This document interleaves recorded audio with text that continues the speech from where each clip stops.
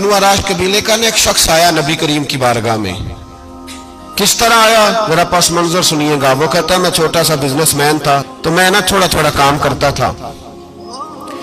میں مکے کے دائیں بائیں جو گاؤں تھے، بنو عراش ایک قبیلہ تھا، تو اس گاؤں سے میں 2-4 جانور خریدتا، مکے لا کے میں 1-2 دینار نفع لے کے بیچ دیتا. بیوپاری کہتے ہیں ہم اپنی زبان میں. تو کہتے میرا یہ کاروبار تھا.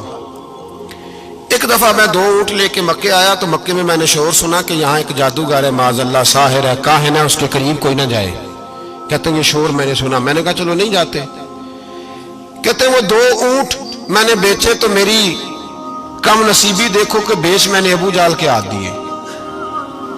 اونٹ خرید لیے تو مجھے کہنے لگا کل پیسے لے لینا. میں نے کہا گھر کہاں ہے؟ کہنے لگا فلاں گلی میں، فلاں محلے میں، فلاں جگہ میرا گھر ہے. کہتے ہیں میں مجبور تھا، چھوٹا سا کاروباری تھا، میں بڑا بزنس مین نہیں تھا. اگلے دن میں اس کے گھر گیا. میں نے کہا پیسے؟ تو کہنے لگا کل آنا. کہتے ہیں میں نے کہا کہ یہ بڑا آدمی ہے، کہیں بگڑ گیا تو میں پیسے کیسے لوں گا. میں چپ کر کے آ گیا. 2 راتیں مجھے چوک میں سوتے ہوئے ہو گئی. نہ تو میرا کوئی رشتہ دار تھا، نہ کوئی زمانہ تھا ہوٹلوں کا، مجبوری تھی. تیسرے دن میں پھر گیا تو میں نے کہا پیسے؟ کہنے لگا کل آنا. تو میں نے کہا یار میرا یہاں کوئی بھی نہیں، میں سڑک پہ سوتا ہوں، مہربانی کر میرے پیسے دے. اور میں اتنا بڑا آدمی بھی نہیں، ہو سکتا ہے میرے پاس کرایہ بھی نہ ہو، میرے پیسے دے میں جاؤں. کہتے ذرا دبا کے بات کی. تو کہنے لگا چل دوڑ جا، جہاں سے ملتے ہیں لے لے.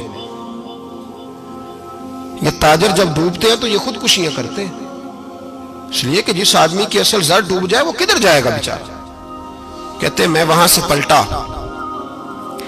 اور پلٹ کر میں نے لوگوں سے پوچھا کہ مکے کے سردار چودھری امیر لوگ کہاں بیٹھتے ہیں. تو انہوں نے کہا کہ کعبے کے ساتھ چھوٹی چھوٹی ٹولیاں بنی ہوئی ہیں، یہ سارے چودھری بیٹھے. کہتے ہیں میں جا کے ایک ٹولی کے بیچ کھڑا ہوا. اس میں ابو لہب، ابو سفیان، عتبہ، عتیبہ، شیبہ سارے بیٹھے تھے، بڑے بڑے سردار. میں نے ان سے کہا کہ بھائی چودھریو میری تھوڑی مدد کراؤ. ایک آدمی کو پیسے دیے ہیں، مال دیا ہے، وہ پیسے نہیں دے رہا، میں مجبور ہوں، پردیسی ہوں، غریب ہوں، میری مدد ہو جائے.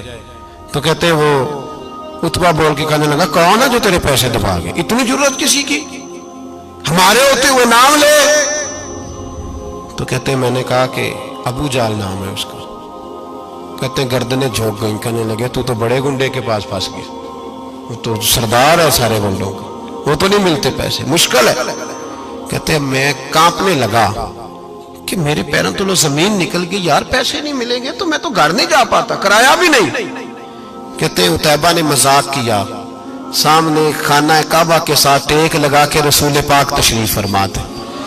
معاذ اللہ ثم معاذ اللہ، نقل کفر نہ باشد. اس نے مذاق کیا، کہنے لگا وہ جو بندہ بیٹھا ہے نا وہ تیرا مسئلہ حل کر سکتا ہے. کہتے اس نے مذاق کیا، باقی تالی لگا کے ہنسنے لگے. مجھے سمجھ نہ آئی، بیچتے بھی ہیں، مذاق بھی اڑاتے، پر ڈوبتے کو تنکے کا سہارا. میں چلا گیا. اللہ کے رسول وظیفہ پڑھ رہے تھے تو میں ڈرتے ڈرتے کہ میرا کہیں یہ سہارا بھی نہ چلا جائے، میں ڈرتے ڈرتے پیچھے بیٹھ گیا کہ حضور فارغ ہوتے ہیں. تو غریب آدمی ڈرتا ہے نا چودھری صاحب بگڑ نہ جائیں. تو اسی پس منظر میں میں ڈر رہا ہوں کہ کہیں کوئی بات نہ ہو جائے. فارغ ہوتے ہیں تو بات کرتا ہوں لیکن قربان جاؤں. ابھی میں بیٹھا ہی تھا، میرے نبی نے رخ میری طرف پھیر لیا. کہتے میں پردیسی تھا، میرا کوئی اپنا نہیں تھا. 2 جملے نبی پاک نے کہے اور مجھے یوں لگا کہ بچھڑی ہوئی ماں مجھے مل گئی ہے. 2 جملے نبی پاک نے. پہلا جملہ فرمایا بھائی پردیسی لگتے ہو، اور دوسرا جملہ کہا پریشان لگتے ہو. کہتے ہیں میرے آنسو یوں نکلے جیسے نہریں بہتی ہیں. میں نے کہا محبوبہ میں تجھے جانتا تو نہیں، پر پردیس میں لٹ گیا ہوں. انشاءاللہ پردیسی کوئی بھی نہ تھی وے کخ جنا تو پارے. حضور ایک آدمی نے پیسے دبا لیے. کہتے جب میں رویا تو نبی پاک نے نہ نام پوچھا اس بندے کا، نہ کام پوچھا، میری گردن پہ تھپکی دی. فرمایا فکر نہ کر، جیسے تو کہے گا ویسے ہی ہو جائے گا. کام بھی نہیں پوچھا، نام بھی نہیں پوچھا. حضور نے بازو تھاما، گھر لائے اور حضور نے ٹوٹی ہوئی چٹائی پہ بٹھایا.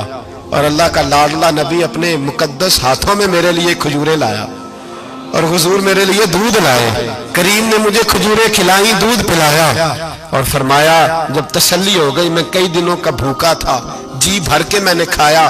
اب حضور نے فرمایا بات کیا ہے؟